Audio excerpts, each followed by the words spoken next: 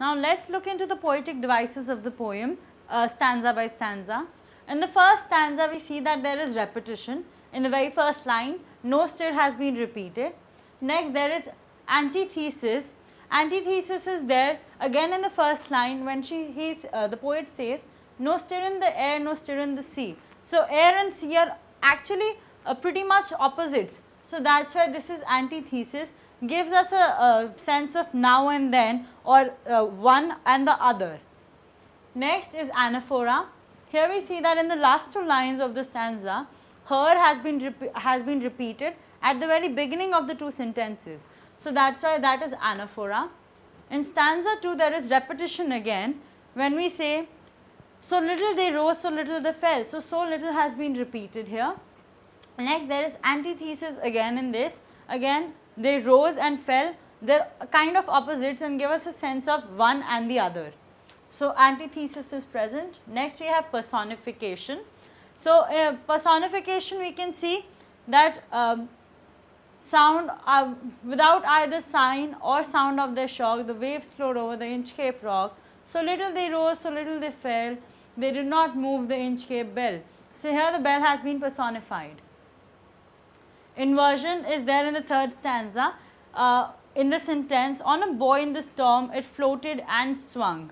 So inversion is basically when there is a deviation from normal.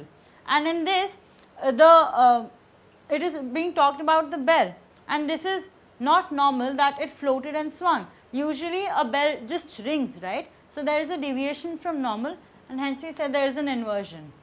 The fourth stanza, we have alliteration. Again, alliteration is when the two words are used consecutively and they have the same first sounds, right? So when you read this stanza, let's read it again and let's understand what alliteration is. When the rock was hit by the surge's swell. So here in surge's swell you see the S sound has been repeated with the consecutive words. So this is alliteration. Then we also have anaphora, as in the last two lines and is repeated in the very beginning of the two sentences. Then in the fifth stanza we have symbolism. Here when they say the sun in the heaven is actually the sky. So this is symbolism.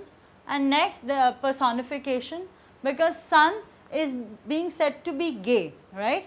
And a sun is an object, while being gay is a very a thing that a human does. So the sun is being personified as being gay, right?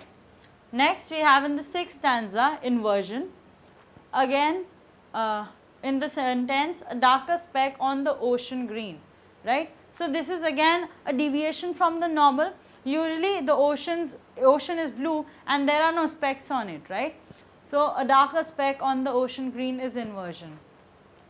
Next we have onomatopoeia. Onomatopoeia in the line is here. It made him whistle, it made him sing. So this is when we give some sort of sound to an human or an object. So that is when onomatopoeia is said to be used. Next we have alliteration here as well. Next in the eighth stanza we have inversion again. In the line, quoth he, my men put out the boat, right? So this is something which is deviated from normal atmospheric conditions. And we have anaphora again in the last two lines and has been repeated.